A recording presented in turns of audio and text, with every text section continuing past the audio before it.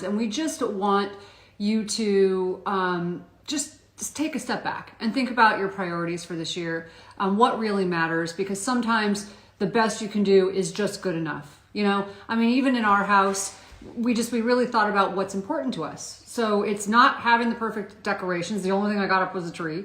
But it looks beautiful. It definitely looks beautiful. It's not getting ready and primping. And for me, I'm taking a strike. I'm going on strike from primping. It's not having perfectly... Fire ants. Want to get rid of the fire ants. Oh, good. Fire automatic negative thoughts. I like that. Fire. Automatic negative thoughts.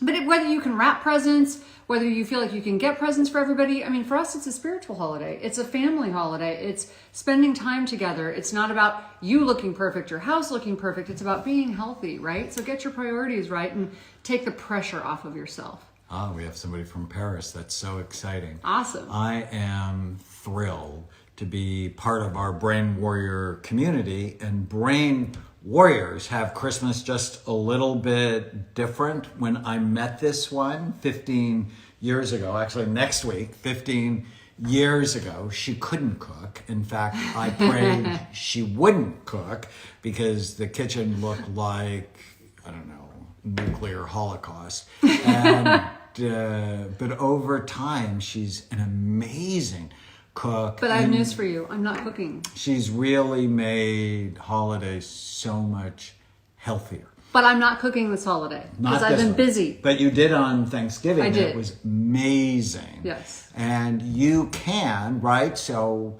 too often the advertisers steal our brain. Right. And we think Christmas is about presents and it's about giving people terrible food.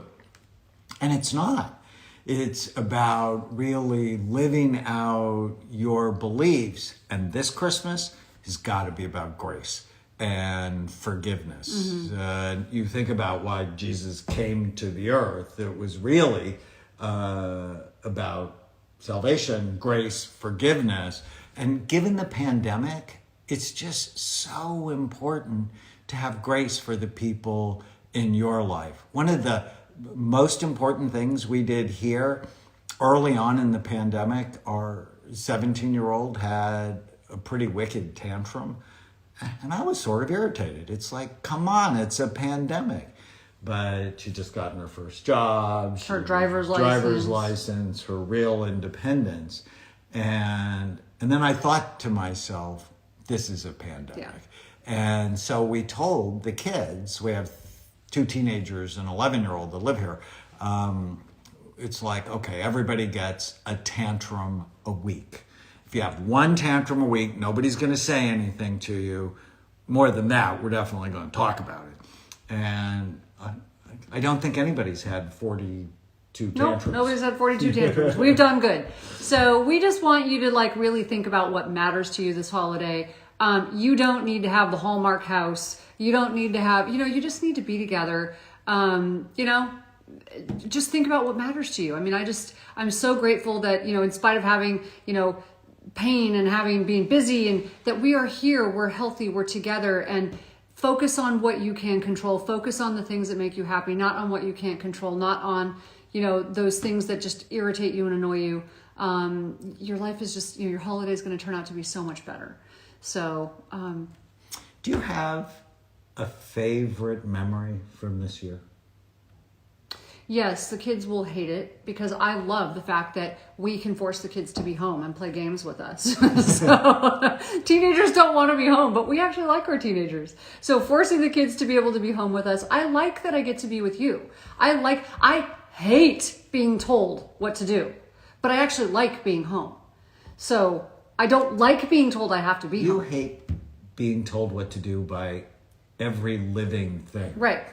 But I actually like being home. So you hate being told what to do. I love watching old movies. So here's the secret. If you're married to someone like Tana that hates being told what to do, never tell her what to do. Tell her what not to do. Tell her what not to do, and then she's going to want to do it. It's called reverse psychology. And it's like if I want her to go to the store with me. I would never go to the store with me. I would go, you probably don't want to go to the store with. Oh no, I have to tell them. I never imagined I was going to be working this hard. Like, I work so hard. And I looked at him and I'm like, how did you get me to work this hard? He goes, when I told you that you don't need to work at all. I was like, okay. I knew you did, like you did that intentionally. She has a new book coming out January 5th. It's like 10 days from now. I'm so excited. The Relentless Courage. It's my of a 10th Scared book. Child. You can go to relentlesscourage.com, pre-order the book. She's got all sorts of gifts for you. This is not a commercial. This is actually Christmas. And us just telling you Merry Christmas. But I'm so proud of her. What was the hardest thing that happened this year? The hardest thing was dealing with the kids being in the house because they didn't like it. I loved watching all the old movies with them, but they were so disappointed. I mean, I really do feel for them. The grief that they went through with losing their school year, with losing, so many things that were just so important to them. Not being able to be with their friends and Sex was the most important thing this year. I love that. Wow. Okay. Good for them. I'm a fan. Keeping it real. Oh yeah. No, I think the disappointment for the kids, and we lost your dad, and that was hard. And That was by far the worst. I mean, thing everybody's been touched by this by year, it. and to just the explosion of mental health challenges. Yeah. My God, I've never seen anything. Well, like the this anxiety in the our own 40 house with the years kids. that I've been a psychiatrist. Yeah. But speaking of my dad, I lost my dad in May, and I'm one of 7 children. And my mom's not been alone one night. We rotate spending nights with She her. was clear. You guys are not leaving me alone. Like, And last night, I just remember my dad. I'm one of 7. I have 52 nieces and grandnieces. And I told my mom last night, I said, this is going to be the most quiet Christmas for my dad. Because the noise is just make him crazy. there's about 100 people usually at his house at his mother's house for holidays. It's madness. And they come over about 4, and at about 5, he's like, It's madness. I think I'm done. So it's pure madness. It's chaos in the most beautiful way.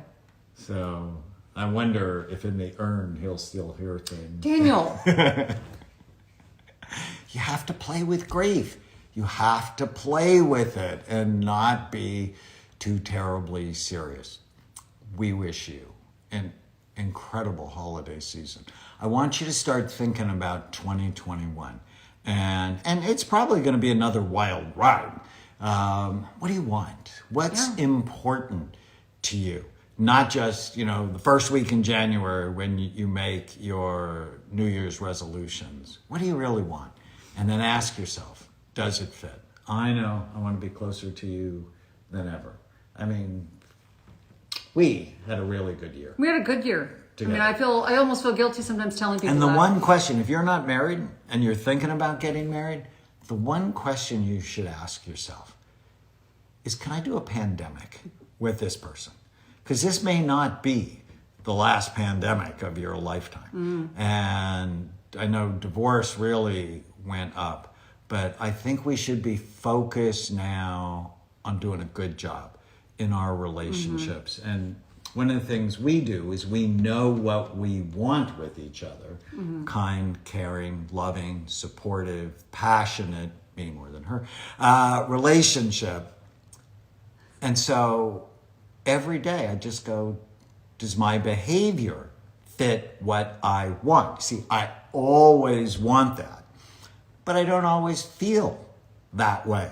If like something irritates me, and if I can inhibit the first thought that comes into my mind, that's just so important. And you're very good at it.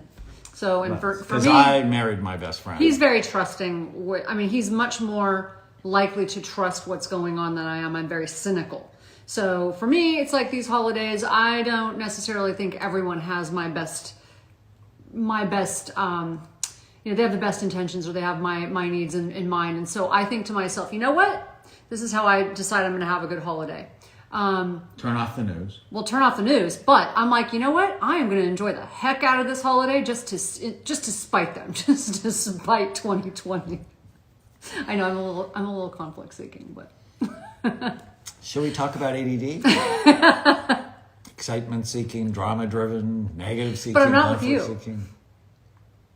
And I'm grateful. I'm going to light candles at church. Yeah. When we can go back in person. Anyways, happy holidays, everybody. Happy holidays. Now, how do I turn this on?